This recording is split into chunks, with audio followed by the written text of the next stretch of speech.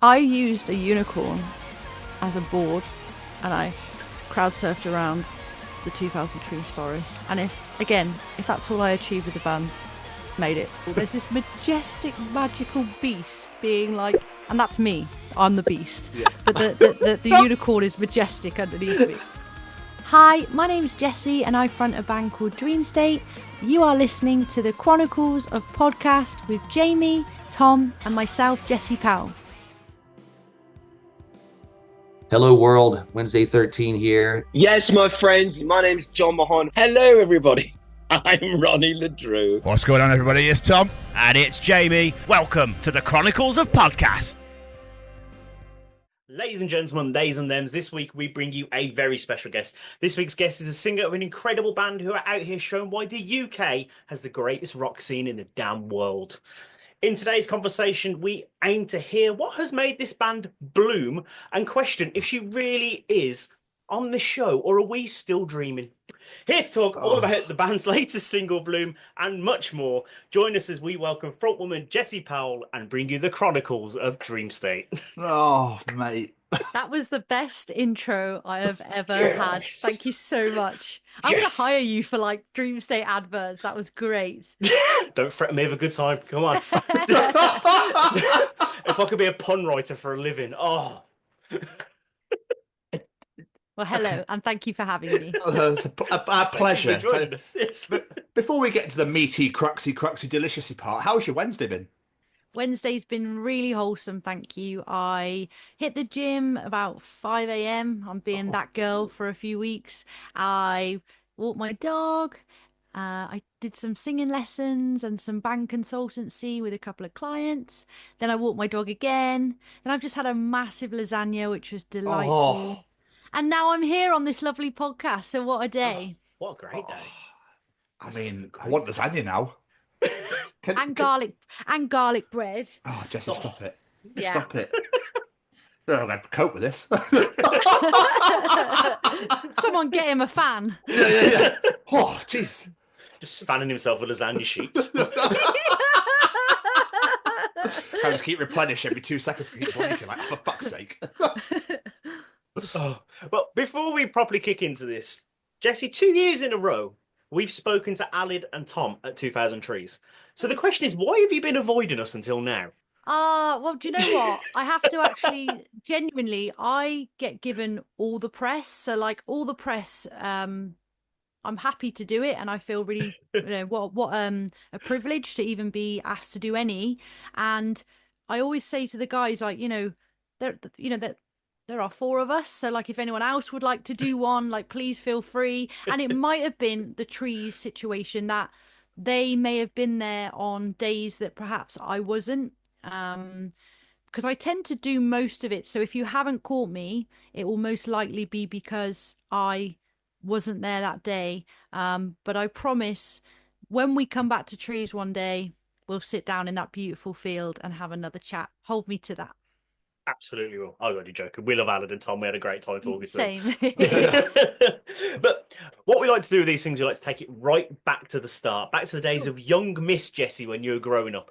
What was it you wanted to be when you were growing up? Has it always been music for you, or was it something completely different, like ballet dancer? I don't know. Well, firstly, I wanted to be a boy. So, yeah, I identified as Jeffrey till I was 13. That's quite public knowledge. I've done a couple of... Even before I was in Dream State, I did a couple of like throwback photos, and a lot of people were like, "No way," or it's not obvious unless you know me. But then when I joined Dream State, I noticed that I have actually quite a big trans and like gay following, so I decided to be a bit more open about it, and it's really helped me connect with lots of people that I would never have probably connected with prior. And I think it's actually I get a lot of messages from people just sort of saying like, thank you for your honesty. It kind of giving them like strength and stuff to be like so open and honest. But in terms of what I wanted to like do, I would honestly say it has been music. I've been on stage since I could walk, and I have wanted to do a band since I heard like probably very early I wrestled a bear once type vibe, sort of 12, 13-year-old me was like, I think I heard Linkin Park for the first time and I was like, that's what I want to do. So I will genuinely say singing is what I've done, or performing is what I've done since I was very, very young. I started in the churches when I was like 4. So I'm classically trained in opera. I really like singing opera. And I guess that's really helped me with my metal vocals, because you do a lot of, you sing properly. So it helps you do the really low, low lows. And yeah, so to answer your question, singing is what I've wanted to do since I can remember. I mean, how do you opera sing? How is that even how projecting that? Is it unreal? Yeah, so I wasn't like the most academic in school, so I was one of those kids that like the teacher would probably send me to like choir just so that like the class could like focus, or like the teacher may have been getting quite irritated by me, so they were like, oh, why don't you go and sing why don't you go to choir? And I got on really well with the primary school choir teacher, and it was actually her who established quite early on. I was about 4 or 5. I think she noticed I could sing very naturally, just very high. And obviously, when you're in a church environment, you are singing hymns. And I think she got me to sing a couple of things, or I did sing a couple of things as part of the choir. And she noticed very quickly, like, yeah, this girl's singing really high, very naturally. So she kind of really encouraged that. And I think there's some people I've met in the industry who have been really like taught to sing, whilst I have had lessons like 20 odd years ago for opera. I would say that according to like family, it was something I could just do. So I think I understand there are people that can get trained in it, and like I've got clients who want to learn to sing better. But me and my sister, we could just sing when we were kids. So I wasn't very academic. So my family kind of encouraged me to do what was naturally comfortable for me. That's amazing. That's absolutely cool. Incredible. Just being able to be like, we used to make a killing down my road. We lived in like a really quaint little village, and we'd go and knock on the doors at Christmas and I'd sing like carols. Me and my sister would make bank. Like all the old grannies would like invite us in and be like, oh, we've got friends round, could you come and sing this again in my living room? And I'd be like, yeah, for a tenner. And we were like, we would make so much money. Like we'd go back to my mum and like tip out baskets of like money, and she'd be like, yes, kids. Yeah. We were just rolling in it because all the grannies loved it. They just loved this little child, like, hello, can I sing you a song?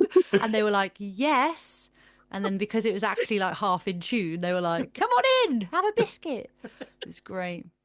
It's mental. The idea if you go back to like pouring it. I think I should go back now, start knocking on some doors now. That'd be hilarious. I mean, great. Start planning for next Christmas. I'm seriously, watch this space. If you hear a knock Christmas Eve, Jessie, what are you doing in Birmingham? Jesus. Where did that love for music come from initially? I know everyone likes music, but you've got to dedicate your life to it. You've got to have like a true passion for it. Where did that come from? I think like I was really fortunate growing up. My mom always played like all sorts of music around us, whether it be like UB40. I used to sing like a lot of Bette Midler, Tony Braxton. So it was a lot of big variety of artists that I listened to. One of my favorite artists is actually Bette Midler. I love like Under the Boardwalk and stuff like that. And because I was in musical theatre, obviously I was always around it. But my granddad was massively influential to me because he always had like Pavarotti or country. They were the two genres my granddad listened to, was country and western and opera. And we would spend like hours just driving places. His family lived a couple of hours away, and we'd go like every weekend and see them and just be like belting out Pavarotti together. And I have really like core memories of us just like, and he's still here thankfully, and he still sings. And and my nan and granddad, when I was a kid, they would pay for a lot of my like things I needed to do, like if it was stage school, or like my grandparents really helped financially for me to do the things that I wanted to do, because I had so many extracurriculum activities out after school that I wanted to do, that they would help so I could do it. So my grandparents and my parents, massive, my family, I'm just going to say, have influenced my love of music. Absolute legends of the Thank highest you. order. Well, I put on my nan to say that she said to me, if you ever played local, Jessie. Now, my nan's from Belize, so she's got a Caribbean accent. So she's got like a real thick Caribbean accent. And she was like, if you ever play close to me, I'll come. And I was like, oh, okay. So I booked a show, I booked a gig. And like, when I told her I booked it, she was like, oh, no, I can't come. I was like, Nan, I've put on a gig for you. Like, it's for you. Like, all of the bio says it's for my nan. People are coming because they think it's really wholesome. It's for you. And she was like, okay, I'll try it. I was like, Nan, I'll make sure there's Bacardi waiting for you on tap. So she came 29th of December. I went off stage for the encore, and the whole venue's chanting Nanny Bet, and she's standing there waving like they're her royal subjects. She's become an icon of the she had all the men buying her drinks, like, you know, she's like a Belizean beauty. And honestly, she's like going up to all the men like, oh, I like you. Oh my God, this just gets better. Oh, just there are no adjectives to describe how wonderful that is and how awesome she sounds. People are asking for T-shirts saying like "I heart Nanny Bet." People are asking for like people and fans were going up to her as she was leaving, going, "Hi Nanny Bet, I'm so and so," or like everyone was introducing themselves to Nanny Bet, and she was just like, "I really wanted my granddad to come, but he just wasn't feeling up to it." But like, to have my nan like looking up as I'm like, you know, windmilling, and like she doesn't like the genre, but she respects that I'm doing something that I love. She was like, Jessie, at one point there was a huge fight on the dance floor, and I thought, oh no, who's going to stop this? And I said, no, Nan, that was a mosh pit. She was like, oh my God, no. She thought everyone was like physically fighting. She was like calling the security guard, like, go get them. And we found it all very, very surreal. Oh, that's so wonderful. That is incredible. She asked me when the next one is. She said, when are you doing that again? Is she over in Belize then, or is she here? She lives here, but all her family are either in America or Belize. Okay. My granddad's Egyptian and my nan's Belizean, so I don't know what the hell that makes me. So here I am. How does that even? That's very when they argue. Well, they met in the war, so granddad was serving in the Hampshires, in Southampton, because his dad was from Southampton, but his mom was from Egypt, so he was born and raised in Egypt.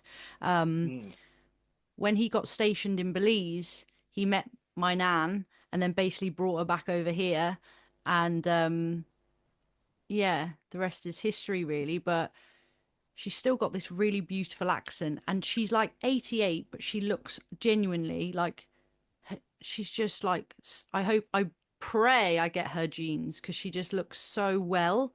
Obviously physically she's not, but like facially she's stunning. And like, I'm always like, you don't have wrinkles, like what the hell?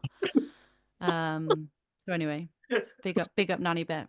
I'll move on, because I could talk about my grandparents the whole time.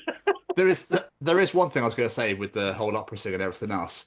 Have you ever wanted to sing the national anthem, like a massive sporting event or something, just something with like millions of people? I mean, I wouldn't say no. Like, remember like Charlotte Church, when I was a kid and she came around, I was like in awe of her, because I didn't know many other people that sounded how I could sing, so it made me feel less like, not weird, but like I wasn't surrounded by opera singers. So when I saw this like Welsh girl doing this, I was like, oh my God. And she got to do some massive things. And so, yeah, if someone invited me along to sing opera in a really high level scale, like in a cathedral with thousands of people, I'd be absolutely honored. Like, that's gonna happen. I'm gonna just invite myself to like a carol service one year and just like take my GoPro and make it all about me. But like, there'll be hundreds of other people. It's gonna be great. Storm through the doors of the church, like, shut up, children, I'm here. Start knocking down kids. No, I won't. I take that back. So yeah. It's funny. It always comes from Wales. Catherine Jenkins, another one. Yeah, I mean, I'm so like, You guys know I'm not Welsh, don't you? Yes. Yeah. Yes. Yeah. So I only ask because quite a few people are like, start speaking to me in Welsh, or Oh my God. they get really passionate about Wales to me. And please believe, like, I'm married to a Welsh, my husband's pal. It's so I love you Wales, but like I'm actually English. So when sometimes people meet me and they're like, Wales, I'm like, England. Like, I love you Wales, but I'm English, so just like to clear that up. Yeah, but you came on stage at Trees with the English show, yeah. And then Alid wore Welsh. I think he thought it would like annoy me or like offend me, but he didn't tell me all day what he was doing, and then like he turned up in this like football kit and he looked at me like, all right, and I was like and I remember going, you look lovely, and he was like, oh, do you know what I'm wearing? It's not an England kit. I was like, yeah, I could see it's not an England kit. I think he wanted a reaction from me, and I was like, so shall we play the gig then, or and we did, and it was great. But we had that brotherly, sisterly, like banter. Like they always try and like wind me up or annoy me. Hence the football kit that he wore that was the completely opposite team. But yeah, I just wanted to like let everyone know I was English at Trees because I keep getting like loads of Welsh presents, which is lovely. I love rock cake. Thanks for the rock cake. But I'm English, so give me like a cup of tea and toast or something. Yeah, pasty. Oh, Greg sausage roll. Yeah. Is there anything more British? Chips for tea. Doused in gravy. I'll stop. This is so funny. It's just a food podcast at this point. Oh, Brilliant. don't. Where's my lasagna sheets?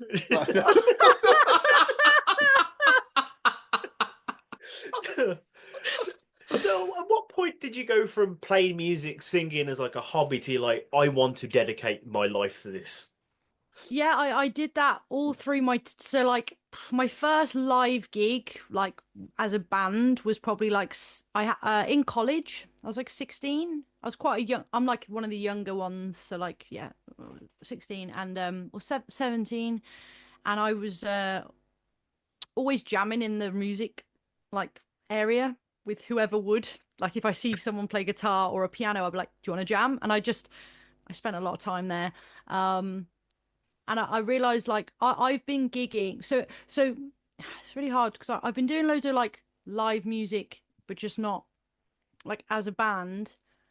Probably about 17, 18, I started like gigging around different cities and being like, this is who I am, this is who we are, like trying to build a band.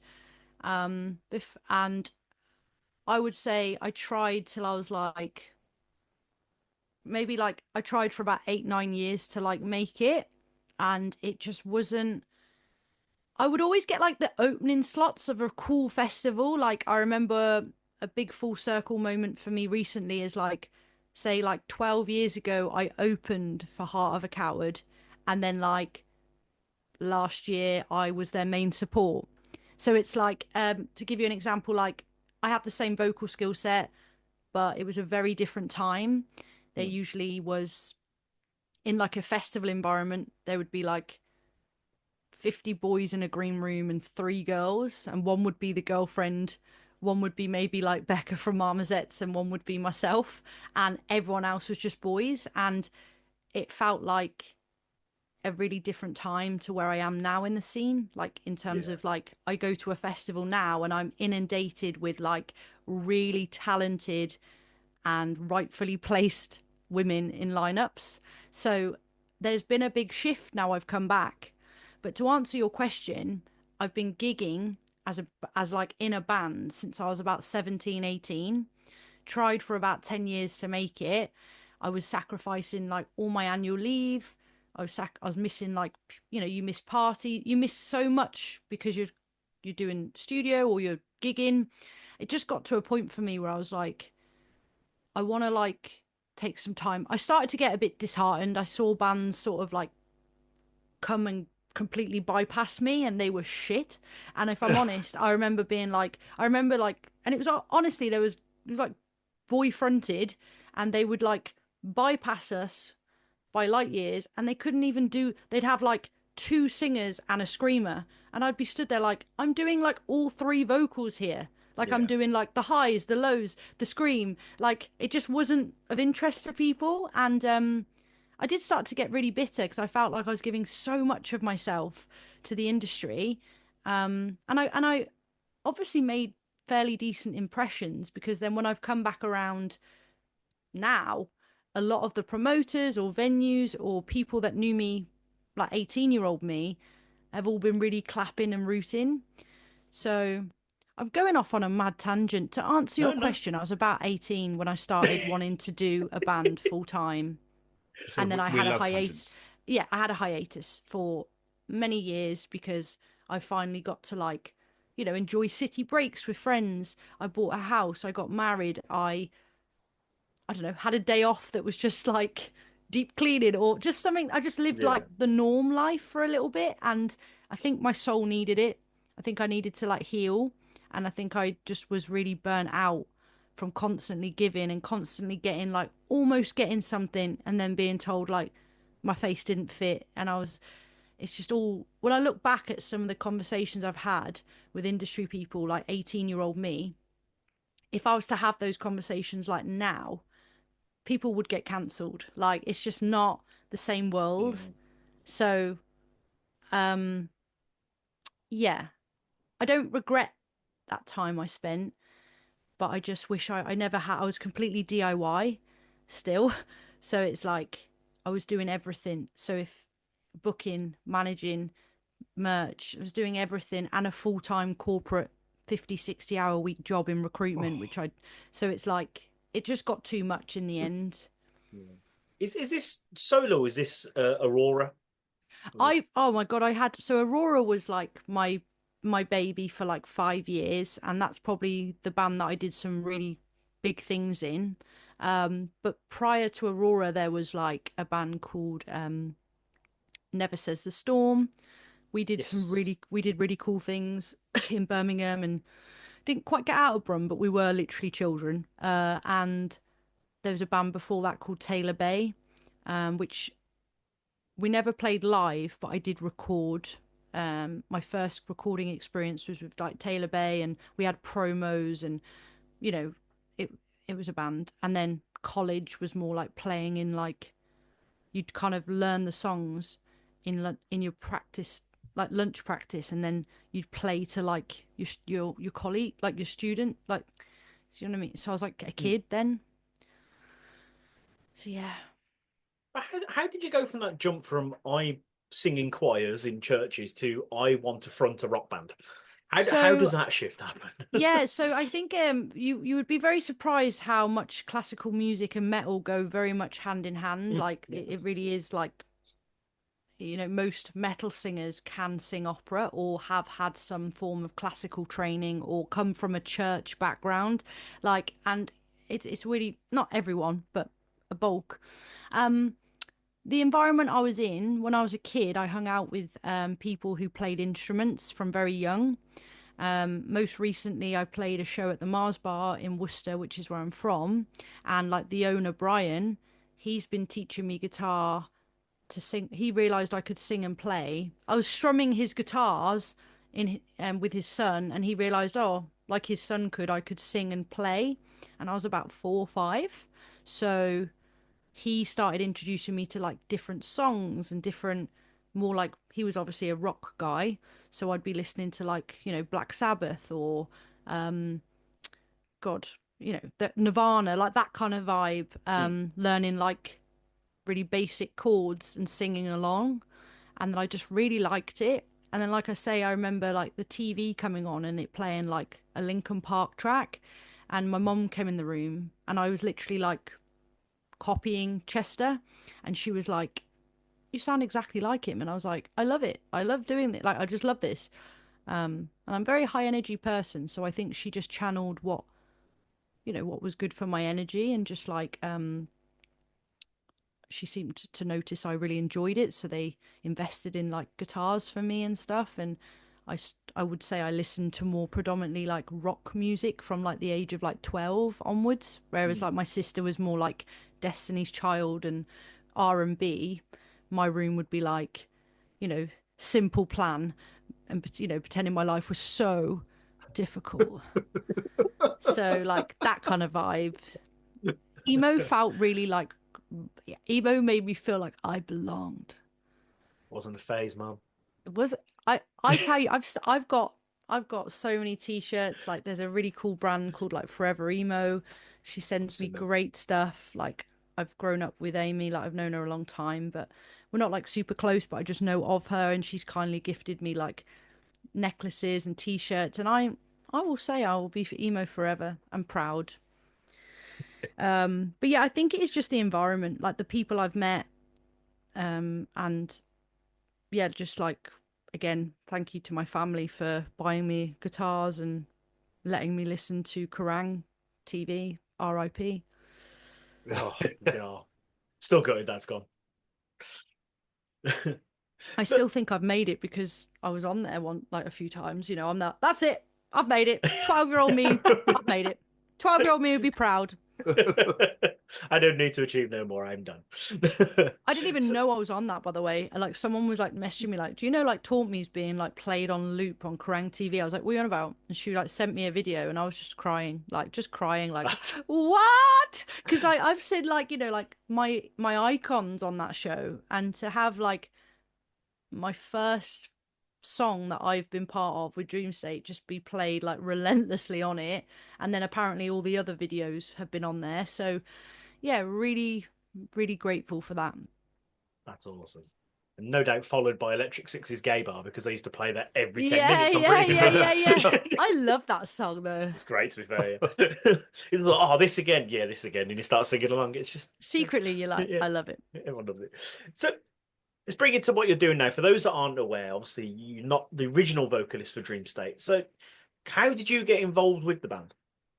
Yeah, so they Alid reached out to me on Facebook, and it came at a really weird time. I've spoke about this in a couple of other podcasts, but sincerely, I had auditioned for, my dream is to front a death metal band, and I've never had that opportunity. I've kind of been in like metalcore or like, you know, post-hardcore, but I've never had the chance for someone to like let me just full on come in and go like all guns blazing, like, you know, All That Remains meets Walls of Jericho. That's like my dream band. And that would be like my dream. And there was an opportunity for me to audition for a band of that kind of sound. And unfortunately, I just didn't get it. And it came at a time where it really took me a lot to even like put myself forward to audition, because I've been out of the game a long time. I had loads of doubts. You know, I was like, I'm in my 30s. I'm married. No one's going to want to watch me. It just, as a girl in the scene, you get in this headspace like, you know, boys have the luxury, can do it in their 50s if they want, because they don't have to like, I know girls can still do it in their 50s, like Hailstorm and everything, but I know more touring men than I do touring women, is what I'm trying to say. Yeah. But basically, I'd auditioned for a band, I didn't get it, and I remember just being like, right, that's it for me. So I did a post on Facebook, and I just did a huge throwback of all of my like highlights from like Never Says a Storm, Aurora, anything I'd done musically. And it was kind of like a goodbye to live music. I think I'd accepted, like, I've been out the game too long. What a ride. And honestly, no word of a lie, 3 days after I'd kind of put my dreams to bed, I don't know Alid, we don't know each other. I got a message on Facebook, and this guy was like, hey, my name's Alid. You won't know who I am, but I'm in a band called Dream State, and we're actually looking for a singer who can scream and sing. And a couple of people have put your name forward when I've been asking, and they've sent me a couple of your videos, and I just wondered if you'd be interested to check out a few songs, and, you know, whether you'd be interested to have a conversation about this.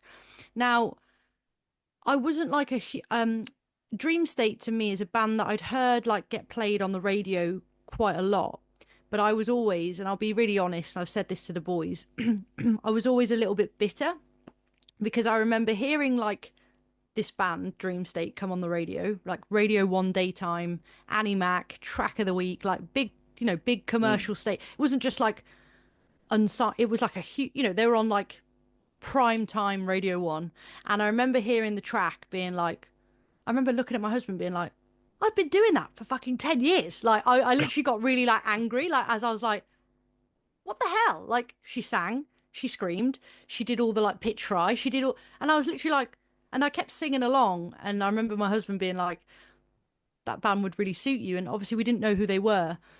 And then my old tour driver, Tom, he ended up getting a gig driving Dream State. And I remember him saying to me, oh, like, they remind me of you, Jess, when you used to do Aurora. And I was like, I remember being like, bloody hell, like, you know, just raging about it. Because I was just like, well, how did they get all this opportunity? And I've really grown up a lot then. That shows, like, sometimes, like, what I've really learned is, like, it wasn't entitlement. It was just a want of, like, I really want to people to hear me. And I just never got that platform. So that was all that was. So I said to Alid, like, I have heard of you, but I'm not, you know, I wouldn't have said, like, I didn't open the email screaming like, oh my God, Dream State. You know, I kind of was a bit like, Dream State, you know. And that's, I'm really honest. And then I remember opening a song called White Lies. And I remember saying to my husband, like, I'm not going to even bother. Like, I'm 30, I'm married. I just don't think I think I felt like I'd missed my window because I didn't get that, like, death metal, like almost like a doom band. It would have been sick if they'd have had me, just saying. And yeah, my husband was like, I'd like to see it.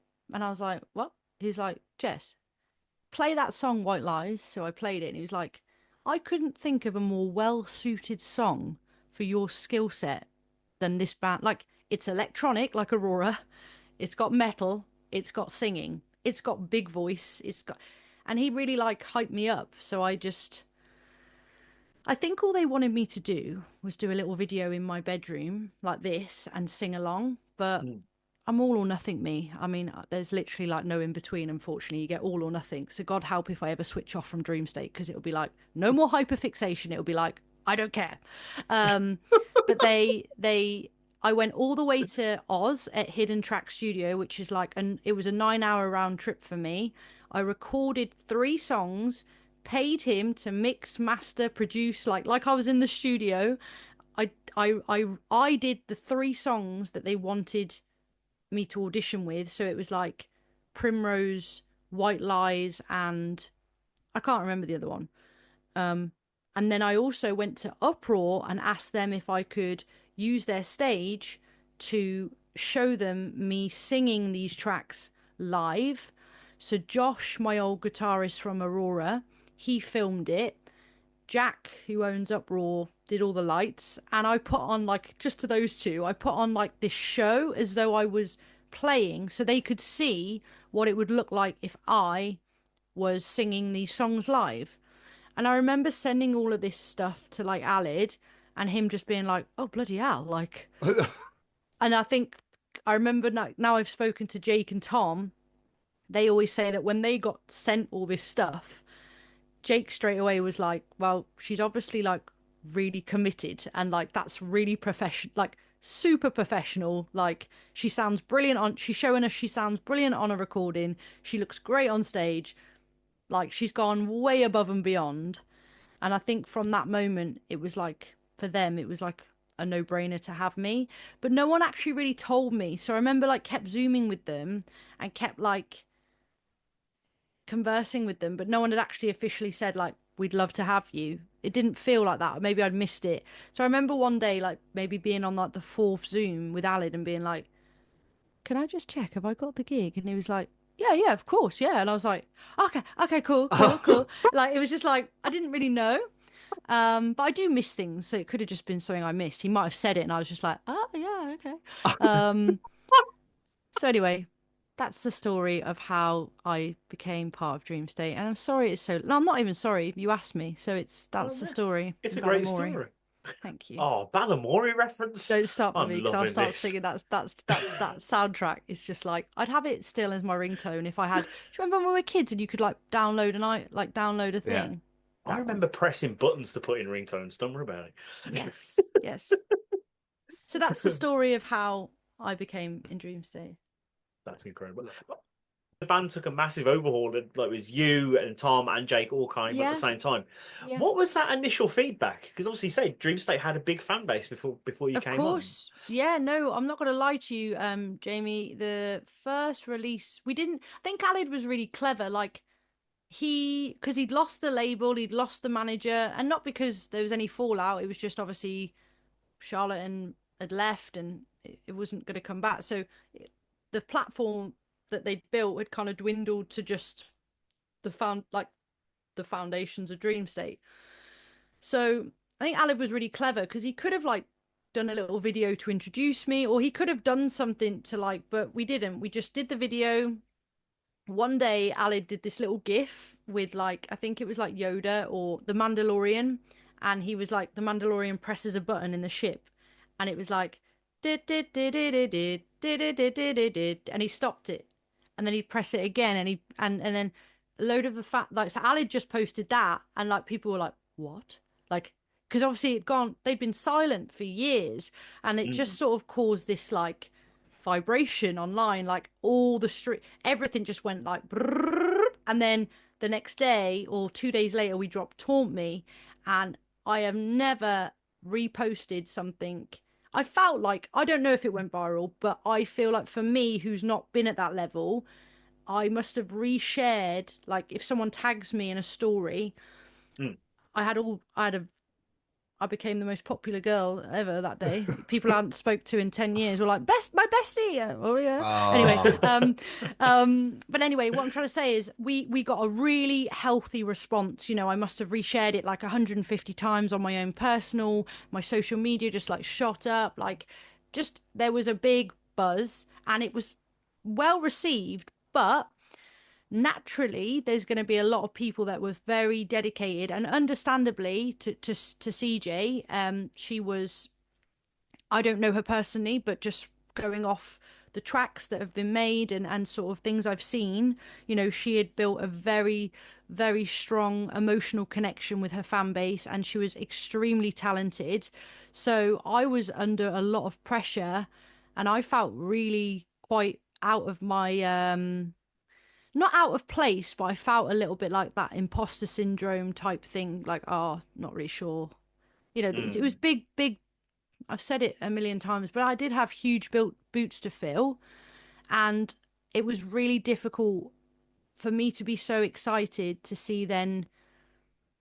What I've learned now is more just like keyboard warriors, because like you could be Hayley Williams and she gets thousands of people just be horrible. Oh, yeah. So I didn't know then. So when we first released Taunt Me, I did get a little bit taken back by all the negativity. I was a bit like, oh my God, like these people are horrendous. Like I'm going to get booed, or like someone's going to physically hurt me. Like I was a bit scared. It was probably like a 60-40 split. So 60 for it. People were just happy that their favorite band were back and wanted to know more, like what it looked like, what it would sound like. And then there were 40% that were just like, no, you know, the whilst the platform grew in ways, they lost a lot of followers and they lost a lot of things because people were just really closed-minded to begin with. But as we continue to, like, we were really relentless with our releases, and we have been working really hard for years. By about the third or fourth release, there were a lot of people that, let's say they didn't like me and Taunt Me. By the time we'd release like the third video or the third song, there was a lot of comments I could see being like, oh, like this is kind of growing on me, or oh, I saw them live, their first gig back, and her vocals, like this song doesn't do her vocals justice, like they're way better live. So there was a lot of people that actually came up to my face on the first show of Dream State and being like, I'm not gonna lie, when you got announced I was furious and I hated you, but now I've seen you live, I like it. And you wouldn't believe some of the biggest fans now, like big hardcore fans that come and travel the world to see us, they're the ones who said that to my face, like to my face. And I just remember being like, oh, well, thank you for sharing that. Sometimes it's okay to keep these things to yourself. Yeah. But no, there's a lot I've had to grow tough skin. And I think anyone doing this at any capacity has to be prepared for you could honestly be I could drop one of the best songs in the world and it won't be the whole world's cup of tea, you know? So, but I think there's a beauty in that as well, because whilst I'd love it if like everyone loved us, I do think it's healthy to have like, you know, some negativity so you can grow from it and learn from it and just keep like, I don't know, just keep it inspires me to keep like getting better so that like eventually all the naysayers will have nothing to bitch about. So yeah, what a I mean, ride. it made me think of Linkin Park, obviously, when they did that last year. Well, that I've had a lot of people reach out to me since that's all come around, like that came back last year, and lots of people referring it to myself, like, oh, like I'm not, it's been quite like, I'm very flattered that people are like even like associate, you know, like, oh, have you seen the new singer? This reminded me of when you joined Dream State, and like, how do you feel? People are asking for my opinion, and like, yeah, my inbox was booming, like, and I obviously went and did like a couple of shows with the Linkin Park tribute, so that Yes. I feel like that, which was obviously like, again, made it, no, just a dream Yeah. to sing like Chester. What a privilege, such an opportunity, but yeah, it definitely was similar to that, but obviously when you compare me to to Linkin Park, we're like, you know, a goldfish and they're like the great white shark. So, you know, but I get what you're saying completely. Yeah. My original question from about I was going to bring up Yes. before was, as a female-fronted band, do you still face horrendously unnecessary challenges because you're a front woman? Do you know something? If you'd have asked me that question like 15 years ago, I would have given you a very different answer. Okay. I will honestly say that since coming back, I have been so pleasantly surprised with not only like how many other women, like I say, I could list them all, but you know who the top dogs are. There's so many of us that are just killing it, but that wasn't the case 15 years ago. Like there were probably bands out there doing what we do, but they just weren't getting the opportunities. Yeah.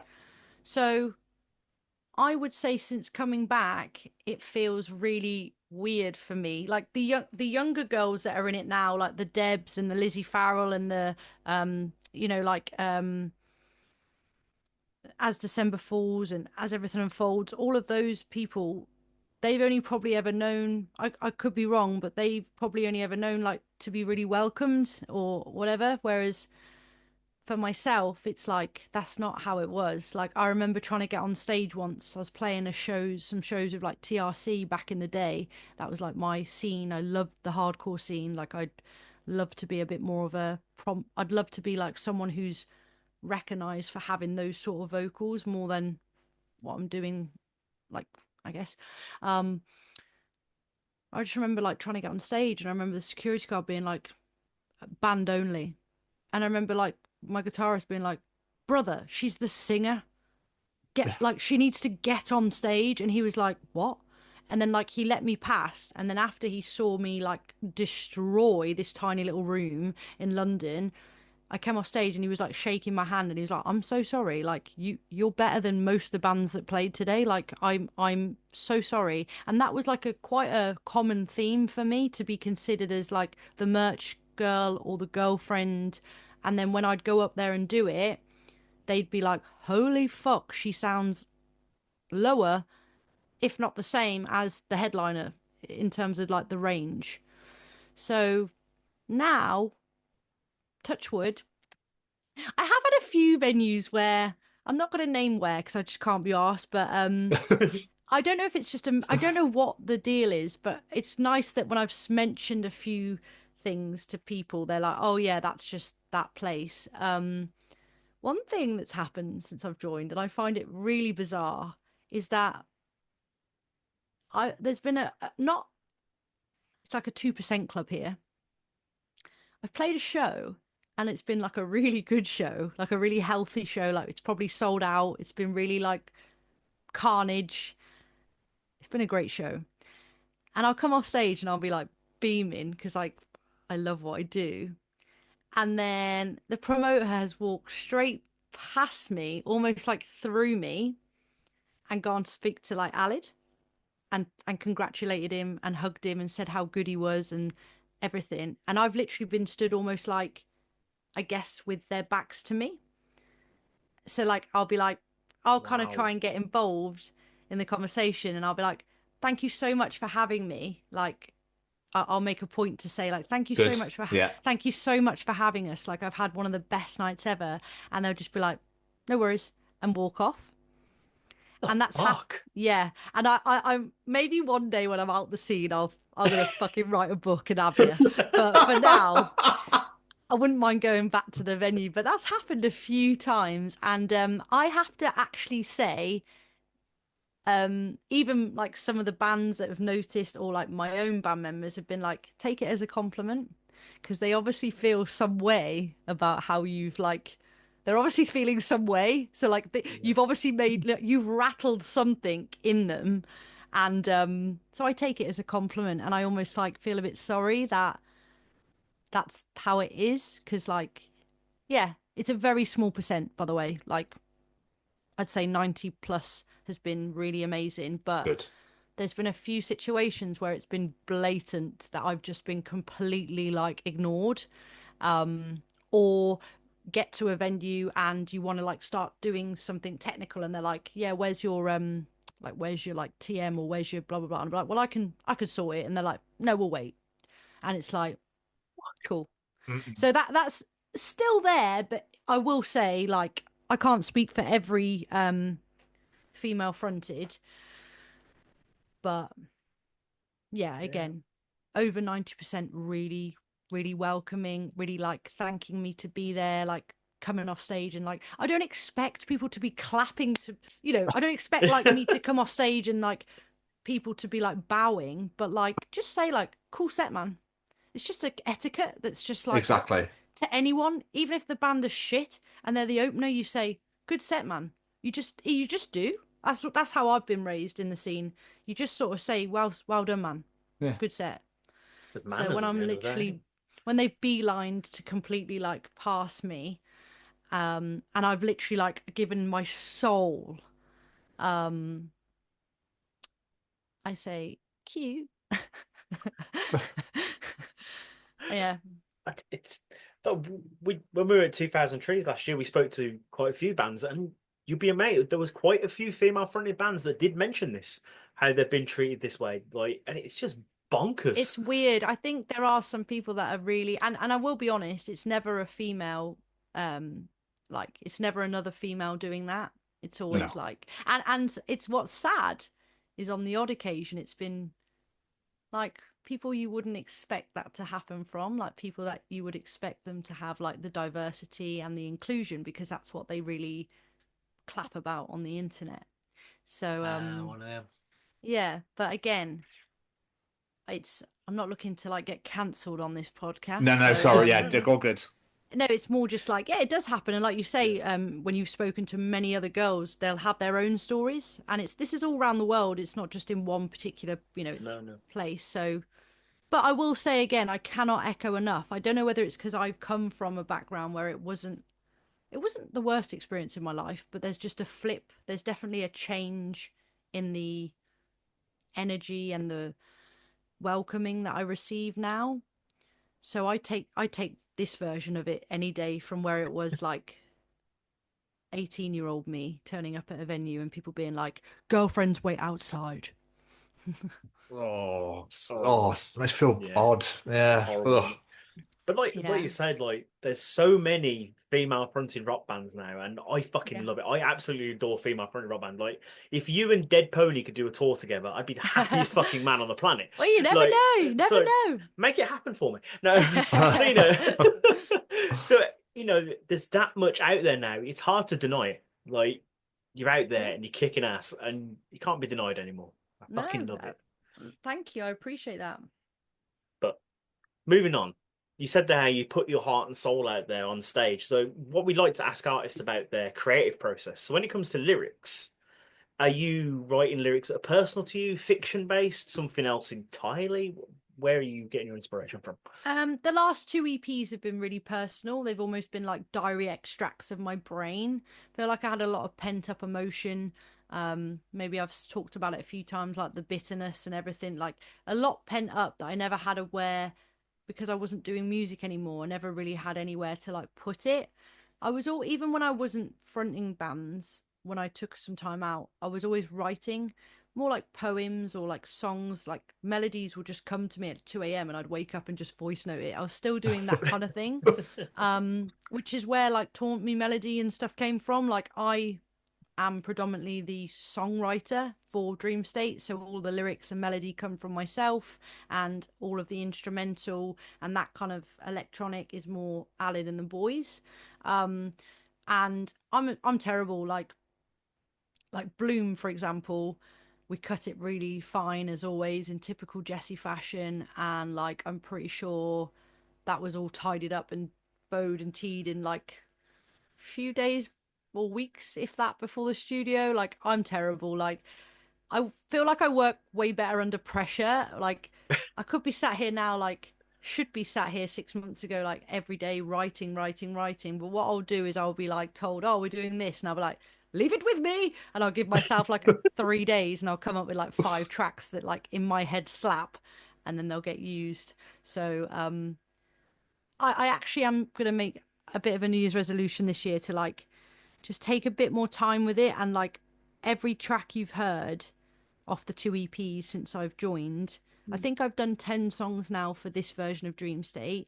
They have all been like, I've got like in my desk here, I've got like books everywhere, like books and books and books everywhere, like half used notepads everywhere, and dated as far back as like 2016. I just collect words and sections from different bits I've written and then try and make it fit a song. So like if Alid sends me a bounce of an instrumental that's really catchy, I've got literally like piles of different notebooks here. And I'll just look through them and see like, does that fit with that? Does that fit with that? And then once I've got like a vibe of what the song's about, I'll title it and then make sure that everything else aligns with what the meaning of the song is. So it all comes from like my brain, like my subconscious, and then the boys do contribute, whether it be like, oh, use that word instead, or oh, could you use that sentence? But I'd say like 90% of the songs that have been written have come from like my brain. Yeah, it's a weird old place. Has your process always been like that, or is this I'm like really after terrible. years of Like change? I'm terrible. Like when I was in Aurora, we got signed from our first gig, so we literally played our first gig with Feed the Rhino at the HMB Institute. And off the back of my first gig with Feed the Rhino, I got signed to In at the Deep End, which is like the same label as like Silosis and Architects and Feed the Rhino. And they wanted us to do like this 5-track EP. And I remember just being like, right. So we all went to a studio, and that was when we were kids and we were just getting drunk and just having like fun. And I remember going into the booth and having nothing really. And I was quite drunk, and I was like, oh, Chin Up Princess. I remember this when I wrote it as a kid. And I wrote it when I was like 16, and I just kind of like tried to like remember it. And then the chorus really stuck. And it just built from there in the booth. So like I've actually back in the day been as bad to like, not bad, but like there has been times in a booth where I have been putting the song together whilst I'm in the booth.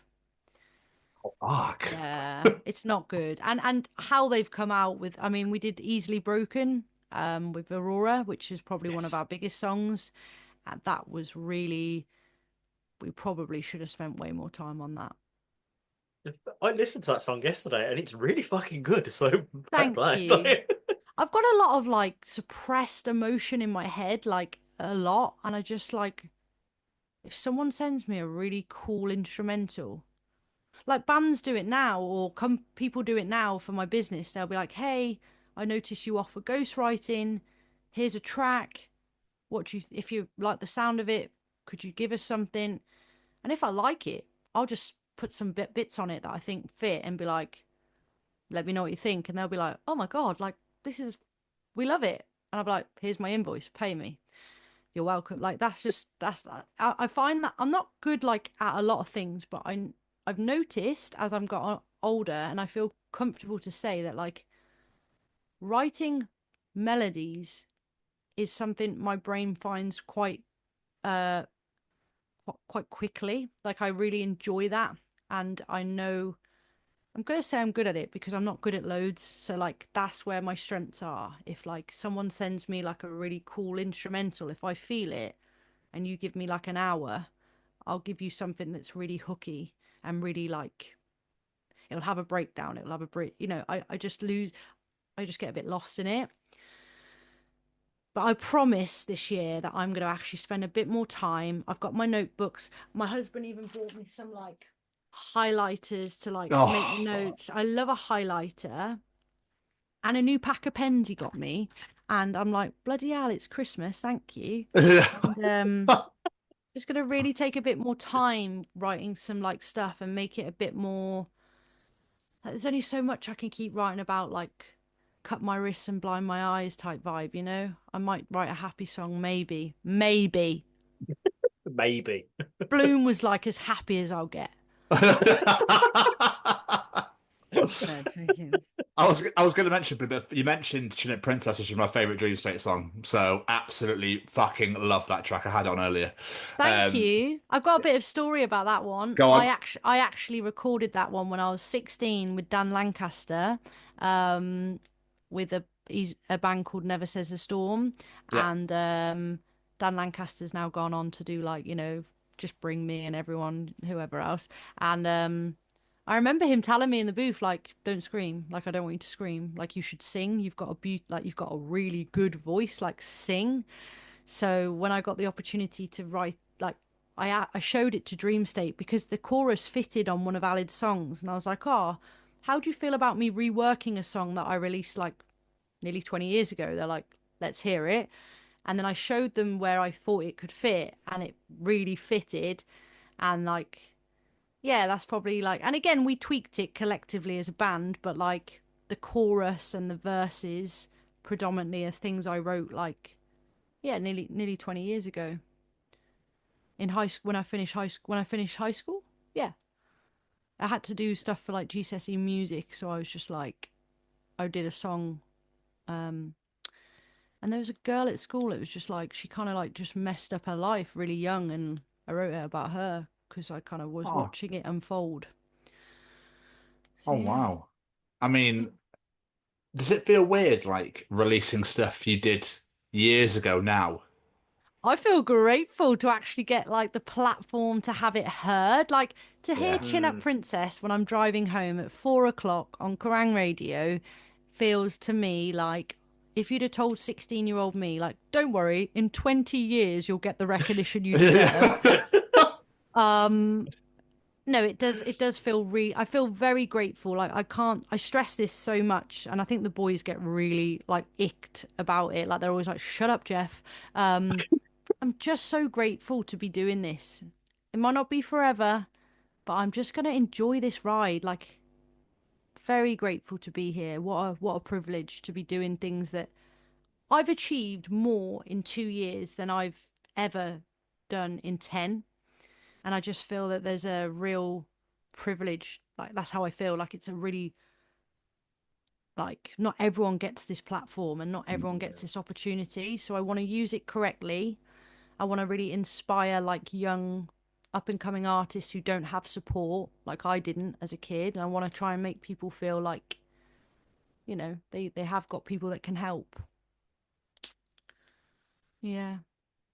I love that. I love the fact you want to give back because, like you said earlier, like, God damn it, that should have been me. So the fact you turn that around to go, do you know what? Let's make sure no one else feels like that. That's how I feel. Do to help them? I think as well, like, I've noticed quite a few artists, and I've been encouraged by people, like, apparently I'm in a position where I can, like, not ask fans for money, but, like, you could do, like, a Patreon or you could do, like, something and be like, support me. And you wouldn't believe people would just pay you for nothing. Like, they will. And that's a great place to be. But the reason I created Jessie Powell Music is because I was like, well, I need to pay my mortgage. But actually, there's so many messages coming in asking me, do you do singing lessons? you do advice like do you do management? Do you do this? Would you write a song for me? Would you sing on my song? There were so many requests coming in that I just mapped it out. And I think the sales background I've had for like nearly 15 years really has helped this business that went live just to like give back has now become like I'm working like 3-4 days a week on various different elements of my umbrellas, and I feel like I'm almost like at a point where I'm like, this is more than I could have ever dreamed it to be. Like it's becoming like big, like it's becoming like really big. I imagine as well, you've probably unearthed some incredible untapped like talent doing this as well. Yeah, and there's so many exciting like bands I'm getting to work with that have like, you know, they take on board what I say, or they do the things I tell them, and then they go viral, or they're single, you know. And like, yeah, I had a really nice testimonial come in today, weirdly, from a band that I've been working with. I can't give people my time right now to be like management full time, but that's why I offer like a band consultancy package. So you can hire me for like 1 or 4 sessions, and you might want help with a release, you might want to rebrand, or you might be a brand new band that wants to like really hit the ground running. And obviously I've done that again and again and again for like 20 years and had success pre-Dream State. So they take on board what I say, and it's just feel like a proud mum when I see these like people, and it's a lot of girls, but what's really cool is there's a lot of guys. There's a lot of like guys that are like in like heavy bands that are like, hey, can we book you to give us some advice? And I'm like, are you serious? They're like, yeah, like you're, you know, the respect I get is just unbelievable. And I think I'm just going to continue to like go out there, be authentically myself. And I think if I continue to be organic and just like, well, genuine, then the business will organically grow with people that can see what I'm putting in and stuff like that. Absolutely. And like word of mouth is an incredible thing as well. You'll help these guys and they'll say, oh, you should get in contact with Jessie. She did this for us. And that's happened. Honestly, I think I hit my like 60th invoice last week, and I had a little cry because like, please believe like it's poor being a musician. And I did this thinking like if I got 2-3 bookings I'd be really grateful. It's getting to a point now where like my diary's full now. My diary for February is now open, and I'm 2 weeks into Jan. So yeah, I'm not taking it for granted, because it will go like that. Like any business, it will do that, but it just doesn't seem to be slowing down. So it takes a bit of pressure off me if I can contribute to my bills. I do have to do a part-time job as well. But yeah, I stepped away. I got made redundant from my corporate job last August. And whilst I've tried to juggle doing a 50-hour-week job and Dream State, I just made the decision that life's really short, and I'd like to give this 110% of me while the opportunity's here. So that's why I created the business and work part-time. That's why you'll see me doing like random merch jobs or DJ sets, just trying to pay my bills. I'll do whatever to an extent. I've had some really weird requts from me. Someone asked for a picture of my, like, just to send them a picture of my art, like just looking at a camera, and I was like, no.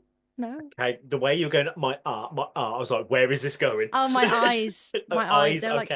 can you just look into a camera? I was like, no. What the fuck? Like, no, I'm like, like, just go on my profile and take a steal a selfie. I'm not gonna be there like, oh, that's very odd. No. For some reason, we're getting analytics. Our YouTube video just got paused at this moment quite several times. It was really weird. That I feel like you obviously, and I'm sorry you got made redundant, but it's almost like a blessing in disguise, clearly, because it was almost like it basically the universe just went, Jessie, it is your time. Here you are. And my family really believe that, like, because I was brave enough to do something that scared me, the universe is rewarding me. Yes. And like, honestly, this ride, I if you'd have told me 2 years ago that my life now, I would be a business owner who's played Download, who's played Trees, who's going to be on Slam Dunk, who's had gifted guitars, and the list goes on.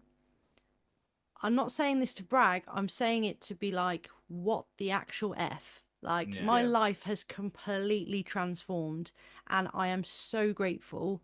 And I'm really proud of myself, because I could have like talked myself out of this based on stupid things that people don't, it doesn't like, it's not true.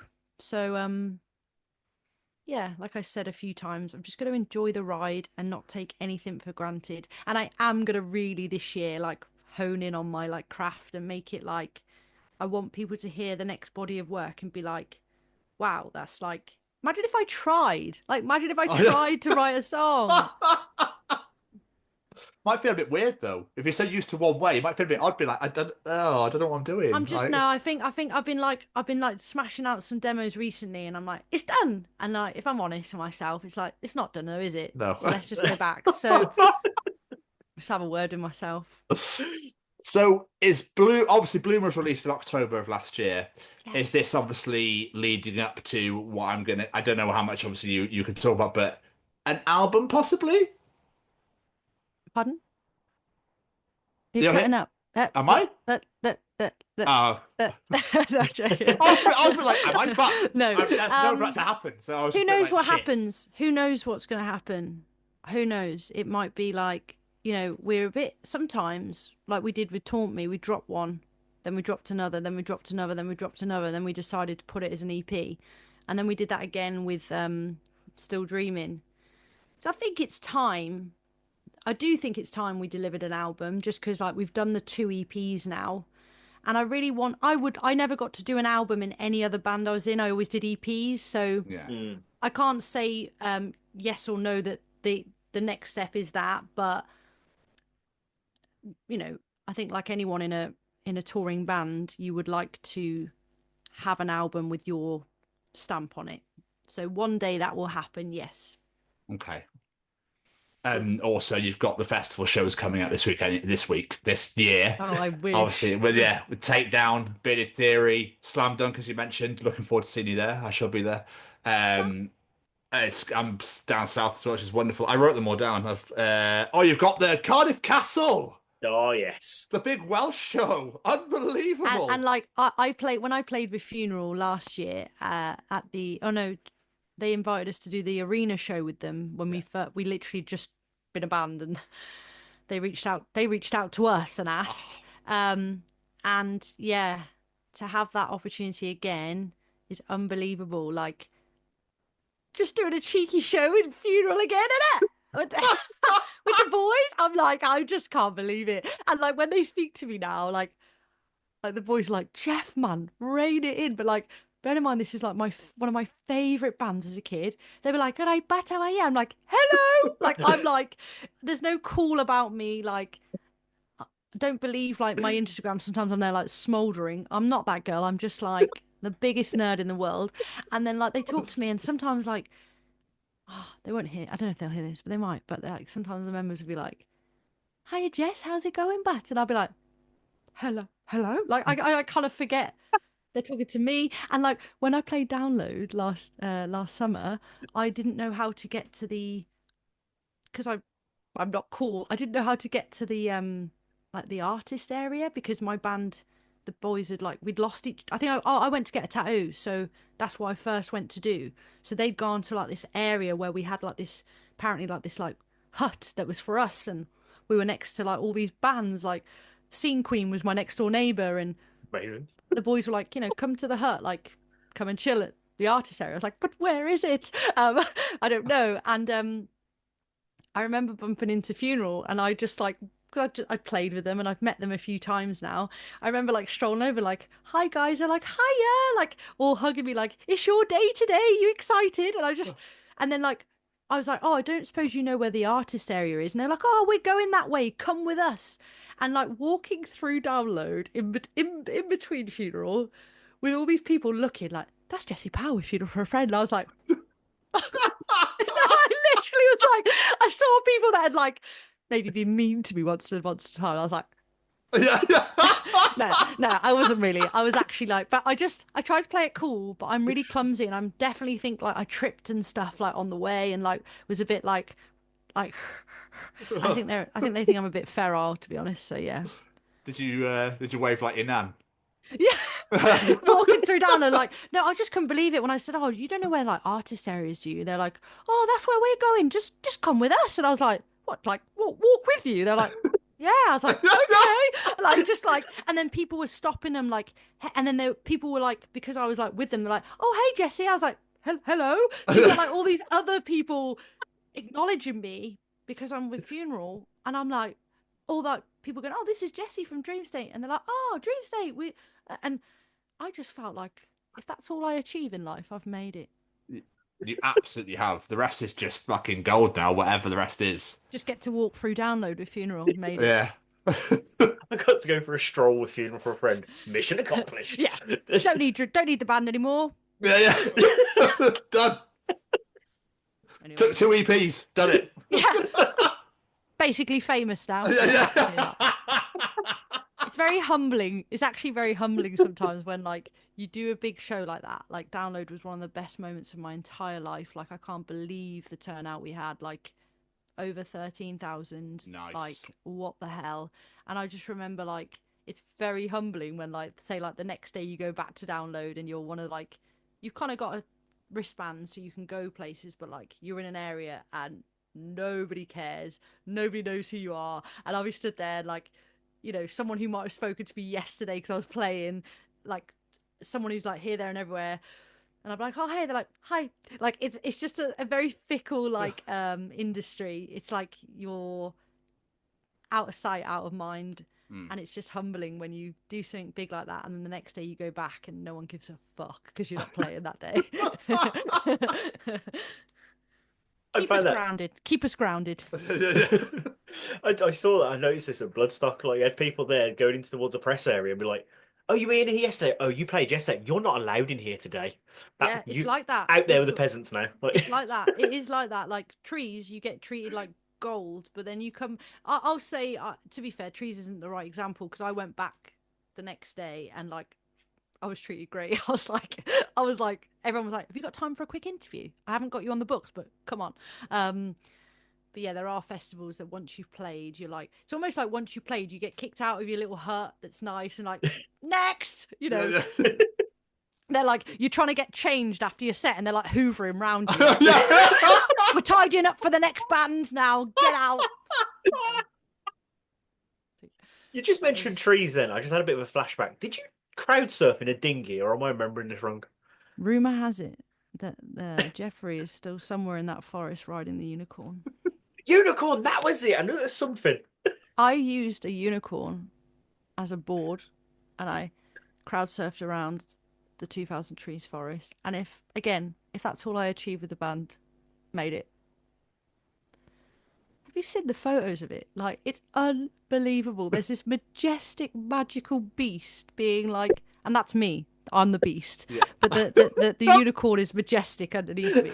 And like, it all sounded like a great idea when one of Alid's friends put it to me months before. Like, "We're going to bring out this unicorn. You're going to get on it." When it arrived, it was fucking tiny. So I'm quite a big girl, and I got on it, and I was like, "Oh my god, It felt like it was deflating. I could still feel like all the hands and all and it was just all wobbly, and I was like, "Get off!" It was like there was no elegance. Like I'm sure if someone like Dead Pony or someone on it, it would all look really sexual and really like hot. I went on it, I was like, "How?" Like it was the most unbelievably thing. I got to do a few lines singing, and then I realised, like, look, I was sweat. I'd lost half a stone in sweat. I come off that dinghy. I was half a stone lighter in sweat.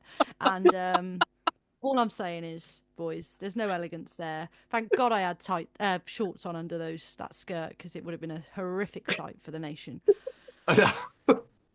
There was one point I thought they were going to take you back. I was like, are they actually going to let her go back to the stage, or are they just going to hold her hostage now? So what's happening? Yeah, and I was like, "Take me back!" Yeah. There's a video of me like, and like they all thought I was playing, so they were like, "Ha ha ha, Jess." I was like, "Yeah,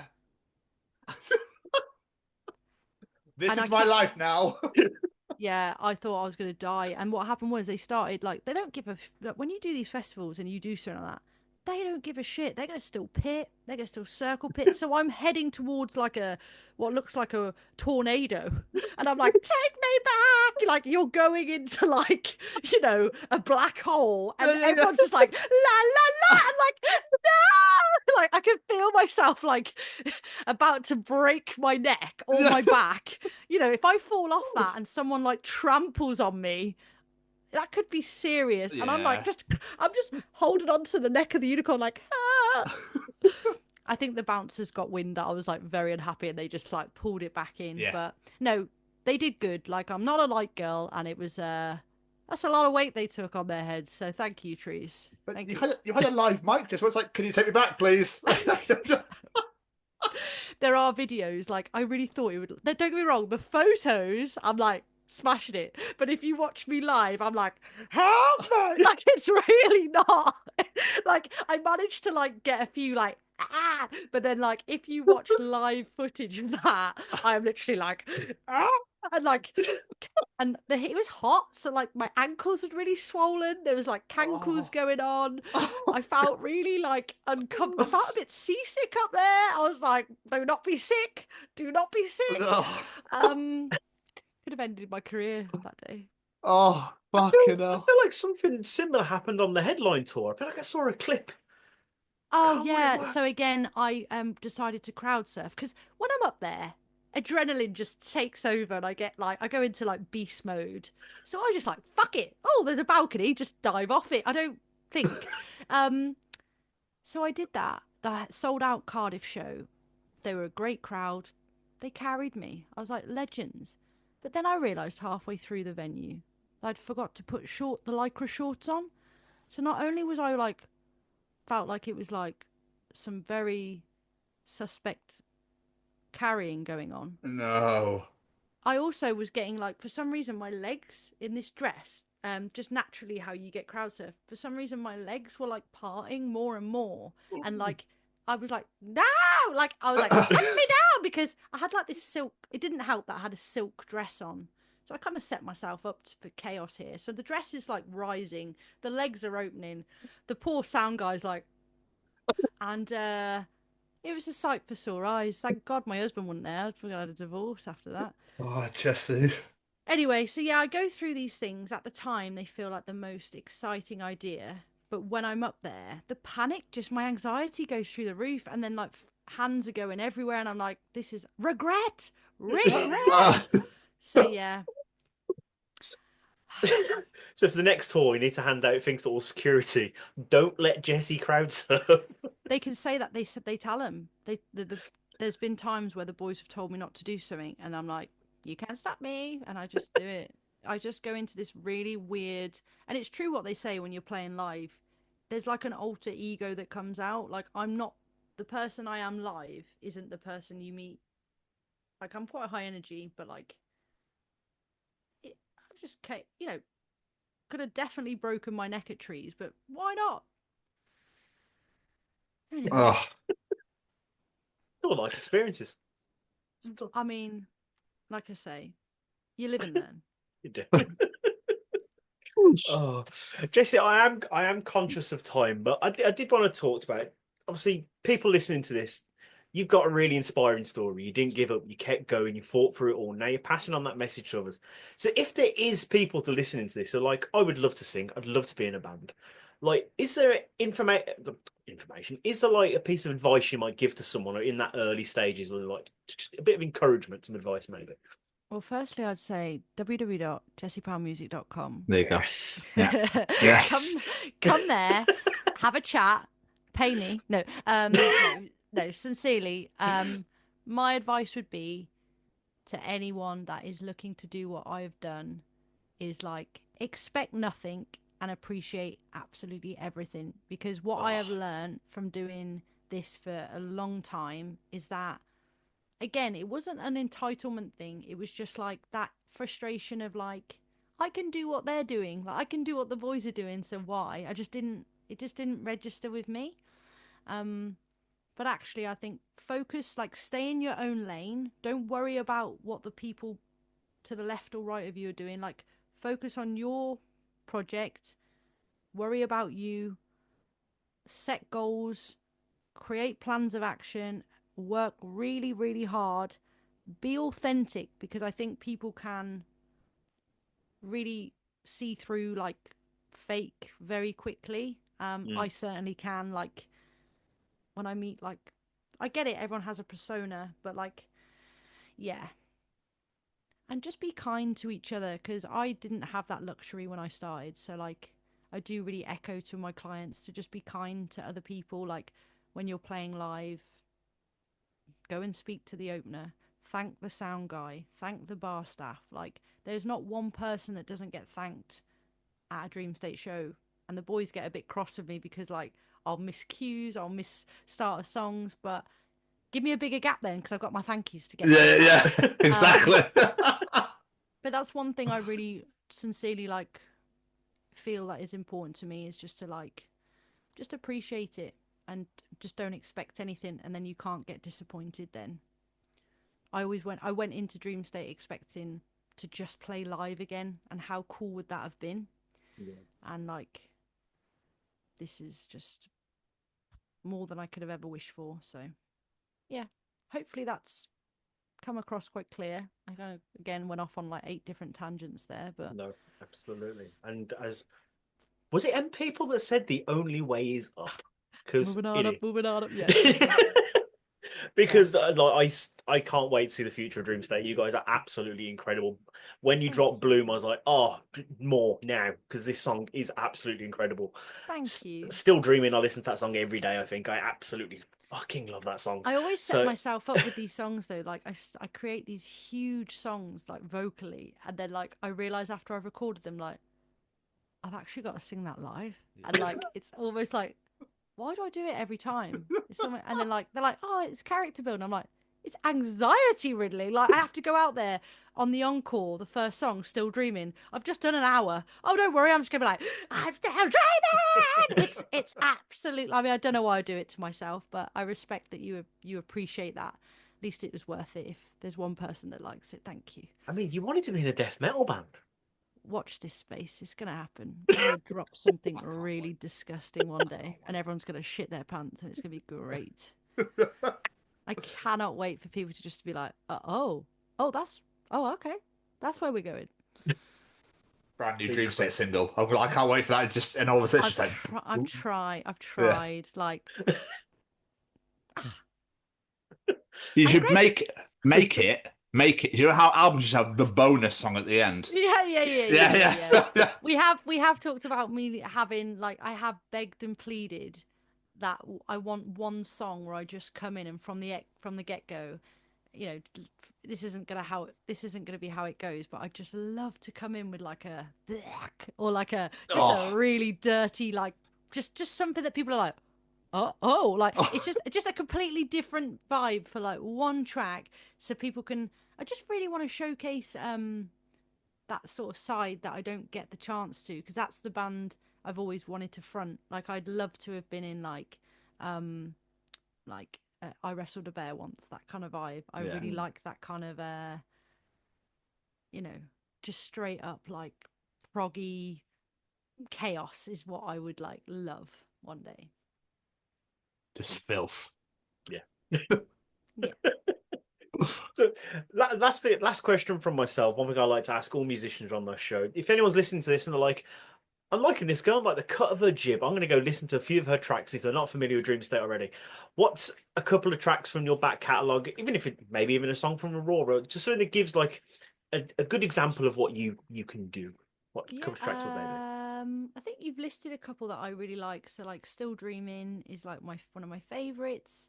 One that doesn't get enough recognition, but like not recognition, but one that isn't like, as we didn't do a video or anything, is Calling Out. That's a really cool song. Anxious State of Mind, Chin Up Princess.